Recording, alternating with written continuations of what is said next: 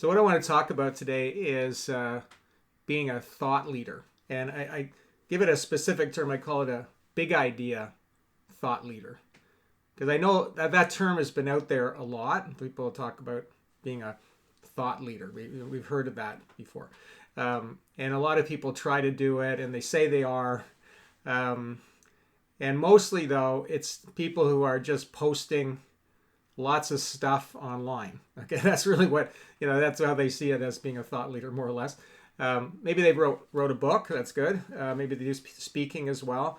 But I see that most people haven't really pulled it all together to be what I call a big idea thought leader. So an example of that, like in financial services, I do work with a lot of people in financial services, and some people are saying I'm going to be a thought leader in financial services. So they do post a lot of stuff online about financial services. They do talks, maybe they do workshops. They do all kinds of stuff, but basically they're just talking about financial services like investing and insurance and things like that, which is all good. It's educational and everything, but they don't actually own their own big idea thought. Okay, they don't actually own that particular thought. However, there one fellow I worked with, David Bach. Maybe you've heard of him. He wrote a whole bunch of books called "Smart Couples Finish Rich." That was the main title, I think. And he had other ones, but Smart Couples Finish Rich. So you might have heard of him. And so I did a little bit of work with him. And he had this idea called the latte factor. And that was a big idea thought, okay? So his idea was that if you go to Starbucks every day and have a coffee, like pay $5 for coffee at Starbucks, then, that's what you're going to do. But if you said, I'm not going to do that. I'm not going to have a latte. Actually, it's a latte, right? I'm not going to have a $5 latte. I'm going to forego that every day. If you did that, just put that money away into investing, at a certain point, you'd have $1 million. And he had a graph to show it, right? But of course, you have to start when you're like in your 20s or something. But let's go with it. So he had this idea of the latte factor, right? So he'd taken that concept, which was actually really been known forever, by financial advisors, and people had talked about it, but he packaged it with this little idea of the latte factor, and then he became famous for that particular thought. Okay, so he had the big idea. He was a big idea thought leader, and he actually went on Oprah, and Oprah said to him, first thing she said to him was, "Well, tell us about the latte factor," and that was the reason why he was on Oprah and getting in front of millions of people, telling this story that every other advisor is going, oh my God, I've told my clients that a million times, but they hadn't packaged it, and that therefore they didn't end up on Oprah. So most people don't do any thought leadership at all. So let's start there. That's about 90% of people. The other 9%, the other 10%, 9% of them are doing a lot of content creation, which is a start. But only 1% maybe are actually a big idea thought leader. All right. So this is what we want to get to here for all of you, is for all you have for all of you to have something like the latte factor that you can talk about. Okay, and that you own that concept. But let's just roll it all back for a minute and talk about why it's a good idea to be a thought leader at all. Okay. So imagine this lawyer, we'll call him Joe, and Joe the lawyer comes knocking at your door, okay? And knock, knock, and you open and you say, hey, I'm Joe the lawyer. I'm across the street at my law firm over there, and if you need any legal help, we're here for you. So he gives you his brochure, and you kind of look at it and you put it aside, and you might not think of this, overtly, but you're thinking something about Joe. And what you're thinking about Joe is, well, he can't be much of a lawyer if he has to go knocking on doors to get clients. Like, he's a salesperson, right? And so you don't really think much of Joe the lawyer, and you probably never go and see him. So poor Joe, who is out there knocking on doors selling his services, is actually undermining his reputation because he's acting like a salesperson. Okay? And here's a principle to go by, is that people can't see you as a salesperson and an expert at the same time. You're either one or the other. And unfortunately, most of us behave like salespeople, because that's all we really know how to do, right? We're just trying to promote what we're doing. But in this day and age, that it doesn't give you a very high status in the marketplace. And a lot of people really don't want to talk to you because you're a salesperson. Okay, so we don't want to be that Joe the lawyer. But imagine somebody came by from his office, or even you got an email or something, said Joe from across the street is having an event on Friday at lunchtime, and he's going to talk about the 10 legal pitfalls that, in my case, like an entrepreneur might fall into, and how to avoid them. Okay, and so you go, okay, and they're going to give lunch, so okay, fine, I'll go and get a free lunch. So you walk in this room, and there's like 50 people there, maybe 100 people, and they're all waiting for Joe to come out. And Joe comes out on the stage and starts talking about the 10 legal pitfalls for entrepreneurs. And, they're quite interesting, and you never really thought of those before. And you thought, boy, those are dangers that I didn't know about. So that's important. So he said, at the end, he says, now, if you're interested, I do a free session for an hour with anyone who's an entrepreneur, and we'll walk you through these 10 pitfalls, and we'll start thinking about how we can protect you from that. And that's free. So if you want to do it, come up and give us your business card or your name or something. So you see a whole bunch of people rush to the stage, and they all giving him their business card, and you go, boy, I wonder if I can get to see Joe. And so you go up too, and you say, here, I'd like to really meet with Joe. Now, Joe is actually the same person. He is, same experience and everything, but you have seen him now in a completely different way, in a completely different context. And he looks now like the expert up on the stage. He's the thought leader. Okay. Now, in this case, Joe doesn't actually have a big idea thought yet, but we'll just stick with the idea that he's a thought leader here. Okay. So this is the kind of situation that you want to find yourself in. Okay. You want to be that. So this is why the thought leaders are the ones that get all the business. And when they get the business, they can charge a premium for what they do, because people are coming to them and they're the expert, and they're kind of the number one person to deal with, right? So we want to put ourselves in that position. Now, it can seem like a daunting thing to do that. So we're going to slow it down, and I'm going to show you how that's not the case, but how you can take it really slowly. But just the idea that you make that your intention, okay? So you say, no more selling. I'm going to be a thought leader, all right? That's the first thing, okay? So this is what I did. So over the first 10 years I ran my business, I was just selling. And it was kind of ironic because I had a marketing company, but I was young, and I had a lot of energy, and I was like out there, knocking on doors, talking to everybody, and making phone calls, and in the days that people would actually pick up the phone, and got a lot of business that way. But it was exhausting, and at a certain point I thought, well, maybe there's another way. So in the early 90s, I was doing all this work with the internet, and long before anybody else really. And I wrote this little booklet, just this tiny little booklet. It was like 24 pages, about that long. And it was, digital marketing handbook. And I kind of made up that term, digital marketing, because nobody had ever said that before. But it was just this little booklet. And it didn't take me very long to put it together. So then I started giving that out to people. And then I would do a little presentation about it with the booklet. And I started getting all kinds of business consulting around that topic. And I thought, oh, that's a good one. That's pretty good. So then I went to a publisher, and I said, well, I got this booklet. Maybe we can make it into a book, right?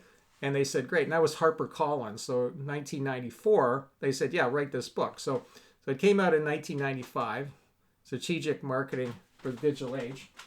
Actually, there's it is right there, that book.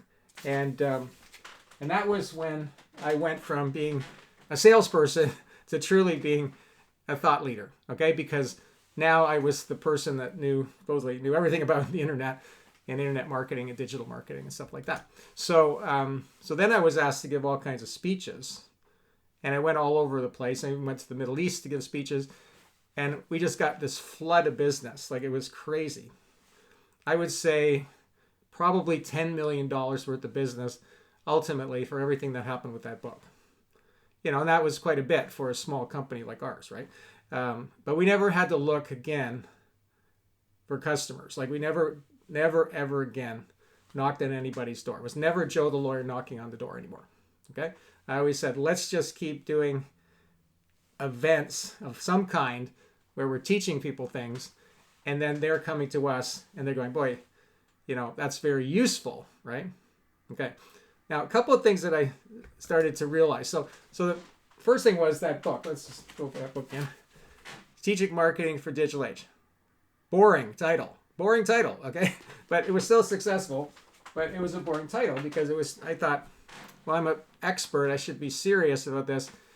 Nothing crazy, just make it serious, okay? And I thought, well, that's kind of boring. Okay, and then I wrote another book called Global Marketing for Digital Age, boring. And then another book, Strategic Enterprise, boring. And they still did well, okay? I'm not saying that. They've been published all over the world and everything. It's fine.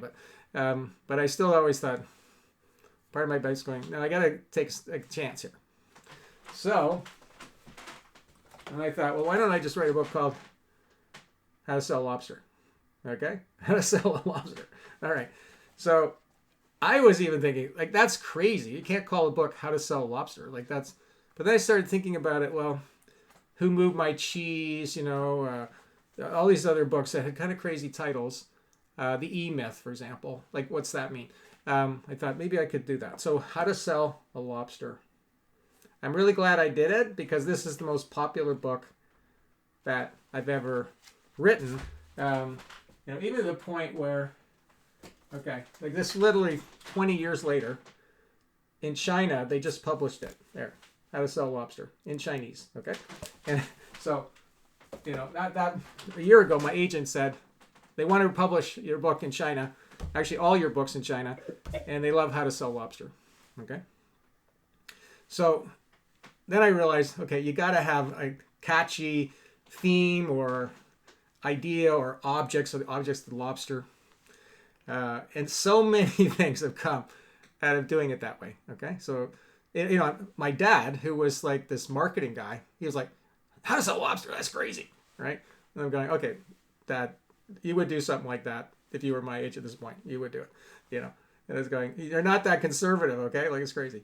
And then the publisher was like, I don't know how to sell a lobster. I said, the only way we're going to publish this if you call it that. That's the whole point. So I said, I'm not going to have any more boring title, okay? So what happened was, for example, I went to give a talk in DC, and so it was a financial service thing, and I was a breakout speaker. So it was two other speakers I was kind of competing against to get the audience, right? So there were 1,000 people there, and we're all competing to get people to come to ours at that particular hour or whatever. So one guy's talk was about life insurance, the annuity tables or something. Another guy was talking about the new tax code, okay? And then mine was called How to Sell Lobster. Now, they didn't know me at all. I actually knew those other people better. They knew those other people better because they were actually members, I think, of that group. But out of the 1,000 people, 990 of them came to my talk.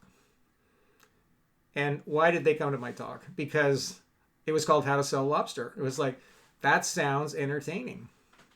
That sounds like something that would be worth hearing about. Like, and I don't know what it means. I don't got, who wants to hear about taxes and annuity tables? Okay, might be very useful stuff, but it's not very entertaining sounding. So they all came to mind. All right, so that really reaffirmed to me the value of that. Now, about a year ago, I was at the Toronto airport early in the morning, and these three guys came up to me, and they said, "You're the lobster guy." And I said, "Yeah, I am actually." And I said, "Well, we heard you speak about 5 years ago about how to sell lobster, and we never forgot it. And it was a cool story you told there. And we just wanted to say hello." And I thought to myself, well, okay, there you go. That's another example of this. why this big idea thought was better, because they remembered it. Okay? Now, they remembered it, they remembered me, but they also remembered the story. Okay? So now we get into the real value of this for the people that you're talking to. Okay? Is that you have so much to teach people. Now, you might not think that, okay? Because maybe you don't think of yourself that way, that you're an expert or something. But the very fact that you've been in business this long and helping so many people means you've learned a lot. And what you've learned is hundreds and hundreds of things that don't work right, that people try to do. And then perhaps a dozen or so, maybe a few dozen things that work incredibly well. That's what you've learned. Okay, so I call it the anti-model. He said, these are all things that you shouldn't do. And these are all the things that you should do because they work every time. Okay, and so once you start realizing that you actually know those things, then the thing to do is to start writing that down. All the things that you say that your customers or clients should not do, write those down.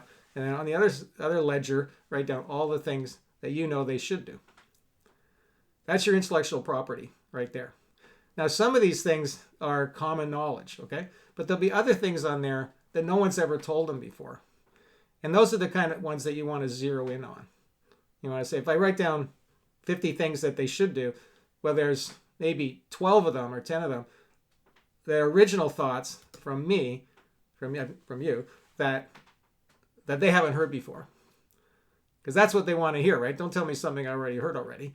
Tell me something else that I should do that they hadn't heard before.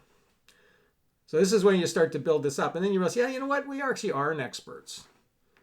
Okay, we are, and that's incredibly valuable. So what you know and what you can communicate, what you know, your experience, your good advice, is worth 1,000 times more than anything you could do for them. Okay, so the knowledge that you have is worth way more than anything you could do for them. So that's why you say, well, if I want to create more value in the marketplace, I should be teaching people what I know. Okay, so we all have that. But as I say, don't go into the cliche things. Don't start telling people things they've already heard already. Like you've probably read every book that is about your industry or whatever, right? All the business books. Don't start telling me stuff that's in all these other books. Like I call those people cobblers. They just they read 10 books. They take a tip from each book and they say, that's my advice. I go, well, that's fine, except I read those 10 books too. So you need to be original.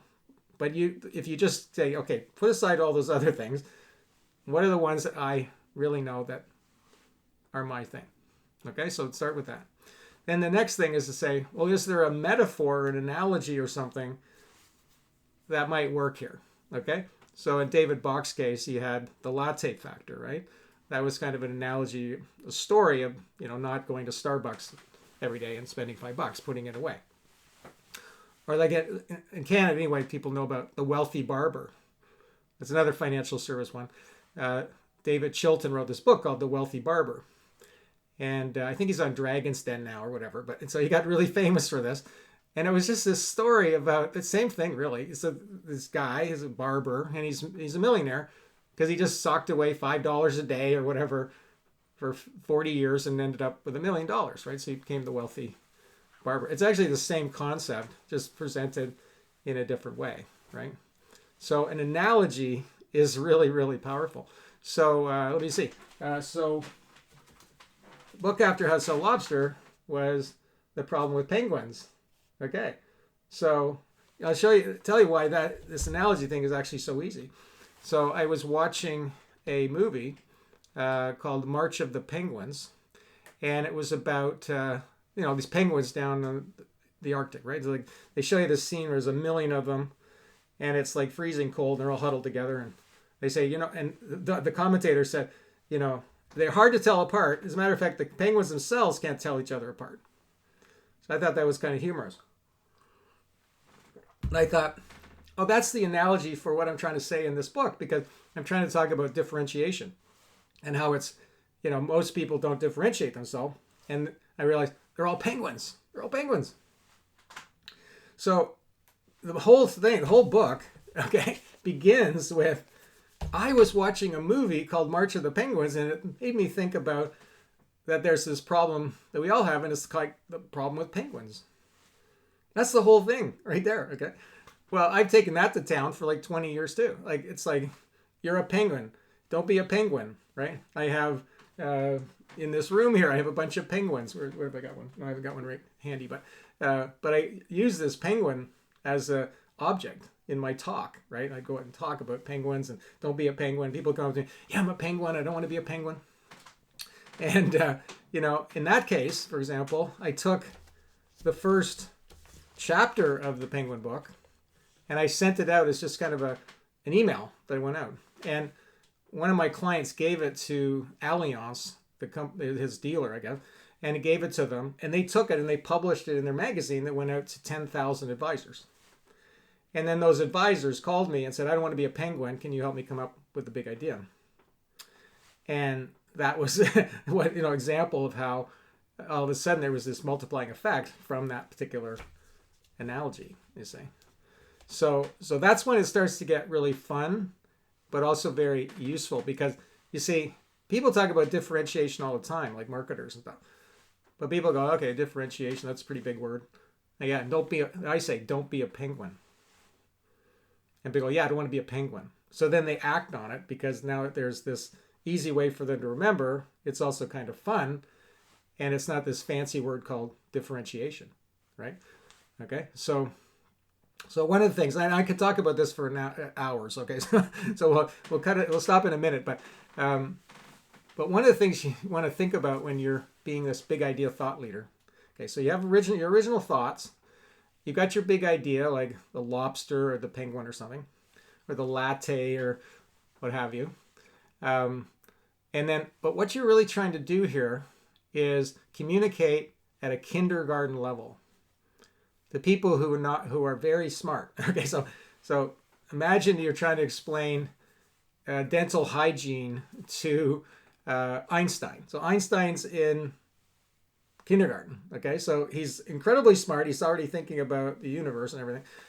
But when it comes to dental hygiene, he doesn't know anything about it. So you say, you know what you have to do? You have to brush your teeth every day. Otherwise, your teeth will fall out. That's it. So even though we're talking Einstein, we got to get him to buy into the idea, brush my teeth every day. So when I give my talks, it doesn't matter what talk I'm giving. I'm talking about penguins, I'm talking about lobster, or basketballs. That was another one that I wrote. Where'd it go? Basketball, I don't have one handy. There it is. So that was the other one, beyond basketball. So you can see where the basketball was the object, right? So I'm talking about lobsters, penguins, or basketballs. I'm really talking about one thing. My kindergarten lesson, which is not having a big idea is bad. Having a big idea is good. So everything that I put out in the world, whether I'm on LinkedIn, whether I'm giving a speech, giving a workshop, doing something like this, sending out an email, there's really only one message. Not having a big idea is bad.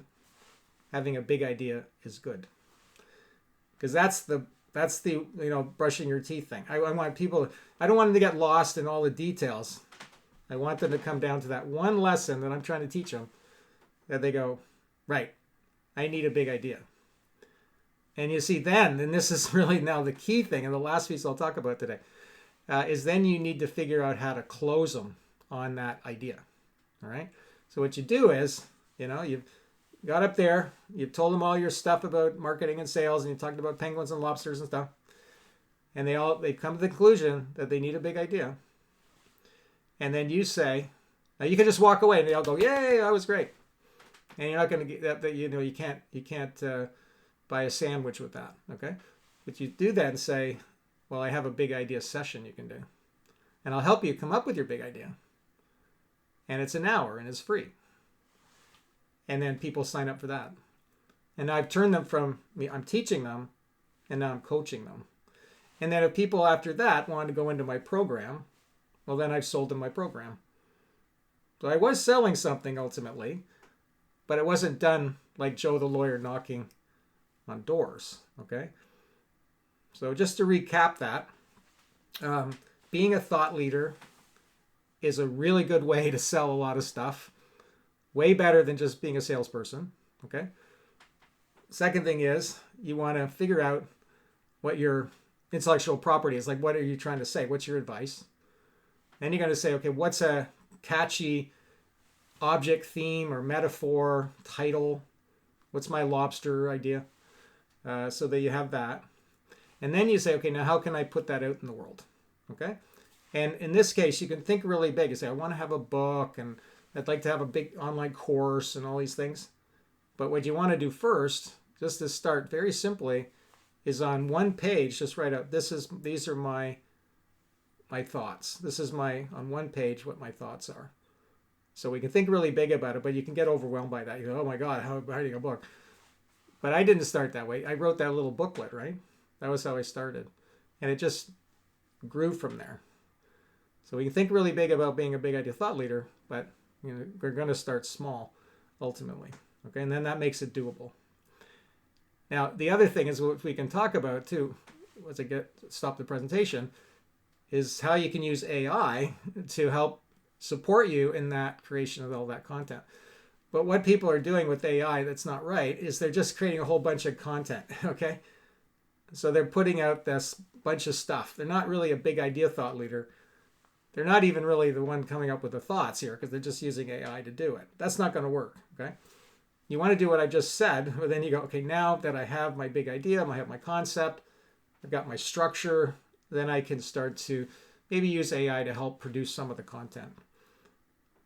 Okay, so AI is not going to come up with your ideas. It's going to help you put your ideas out there. That's really important. Okay, so hopefully that's inspiring to you. I love creating this kind of content because, what I've learned is that as I think about what my thoughts are, and then I put them down on paper or into words in some way, vocal words maybe, is that I realize, okay, this is good. I'm actually figuring out what I know, okay, by putting it down on paper. I'm actually figuring out better what I know, which makes it easier for me just to talk to people about stuff. But once I have created it, then I can move on to the next level of thought. Okay, so it helps you keep growing intellectually, actually, in what you're doing, because you keep putting your thoughts down and you go, okay, I've got that one down, I've figured it all out, I'm done. Now I can move on to the next thing. Just like a way a musician, a good one, would keep moving on from the album. They make an album, they go, okay, good, I got that one done. Now I can move on to the next kind of music I want to make, right? So it's kind of like that. So there's so many exciting things about this. And of course, the key is you have to say, which is daunting for people to say, well, I don't have time. Like, when I have time to do all this. But the thing is, if you actually get this together, it's going to save you a lot of time because you'll end up getting more clients easier with less time. And then you realize, oh, actually, I'm saving time by doing this. But at first, it might feel like you've got to invest some extra time, which may be true. But in the long run, it'll help you save time. Okay, so anyway, so that's lots of things to think about there when it comes to being a big idea thought leader.